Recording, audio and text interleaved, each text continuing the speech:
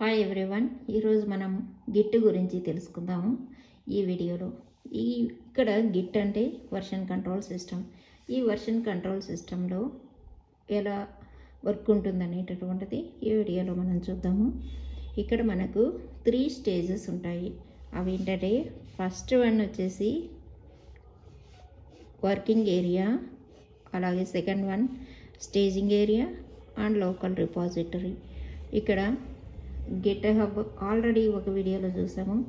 Configuration ఎలా చేసుకోవాలి అవన్నీ.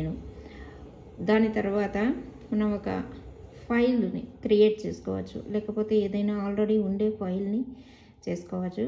అది మనకు వర్కింగ్ ఏరియాలో ఉంటుంది.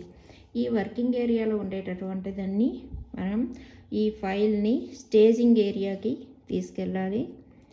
ఈ స్టేజింగ్ ఏరియా నుంచి లోకల్ రిపాజిటరీకి వెళ్తుంది. ఈ వర్కింగ్ ఏరియా నుంచి ఫైల్ అనేది స్టేజింగ్ ఏరియాకి వెళ్తుంది.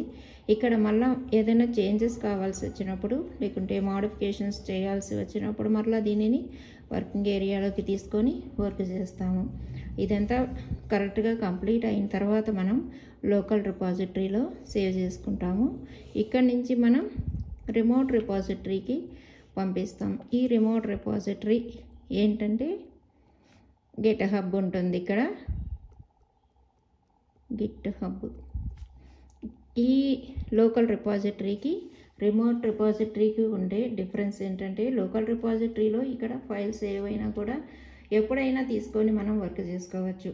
ఇది ఒకసారి ఒక వర్షన్ని క్రియేట్ చేసిన తర్వాత దానిని తీసుకొని మళ్ళీ గిట్ హబ్లో స్టోర్ చేసి పెట్టుకుంటాము. ఇక్కడ లొకేట్ అయి ఉంటుంది మన ఎంటైర్ కోడ్ అనేటటువంటిది. ఈ కోడ్ని ఎప్పుడు కావాలంటే అప్పుడు మళ్ళీ మనం బ్యాక్ తీసుకొని వర్క్ చేసుకోవచ్చు. ఆ ఫైల్స్ అన్నీ కూడా పర్మనెంట్గా గిట్ హబ్లో ఉంటాయి. ఈ గిట్ హబ్ని రకరకాల డెవలపర్స్ దగ్గర నుంచి వచ్చినటువంటి కోడ్ అంతా కూడా ఈ గిట్ హబ్లోనే ఉంటుంది. ఇదంతా కూడా మనకు సాఫ్ట్వేర్లో వస్తుంది. అంటే మనం గిట్ అనేటటువంటిది ఓపెన్ సోర్స్. మనం ఎటువంటి పేమెంట్ చేయకుండా మన విండోస్ సిస్టంలో కానీ, లైనక్స్లో కానీ, మ్యాక్ ఓఎస్లో కానీ ఇవన్నీ కూడా డౌన్లోడ్ చేసుకొని ఇన్స్టాల్ చేసుకొని గిట్ తోటి వర్క్ చేయొచ్చు. గిట్ హబ్ అనేది ఒక వెబ్ పేజ్. ఇక్కడ మనం ఎలా అయితే జీమెయిల్ అకౌంట్ క్రియేట్ చేసుకుంటామో అలా ఒక ఐడిని క్రియేట్ చేసుకోవాలి. ఆల్రెడీ ఈ వీడియోస్ అన్నీ ఓల్డ్ వీడియోస్లో ఉంటాయి ఇవన్నీ కూడాను. ఇక్కడ మనకు ఇటు సైడ్ వచ్చినట్లయితే ఇక్కడ వర్కింగ్ ఏరియాలో ఉండేటటువంటి ఫైల్స్ తోటి ఎవరు వర్క్ చేస్తారు అంటే ఇక్కడ డెవలపర్స్ అనే వాళ్ళు ఉంటారు.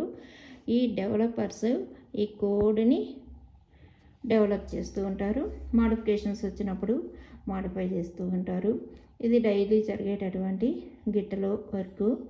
మనకు ఇక్కడ గిట్లో మెయిన్గా సింపుల్గా స్టార్టింగ్లో తెలుసుకోవాల్సింది ఇదన్నమాట. ఇదే పేజ్లో నేను మీకు ఇంకా మిగతా గిట్లో ఏముంటాయి అనేటటువంటిది నెక్స్ట్ వీడియోస్లో చూద్దాము.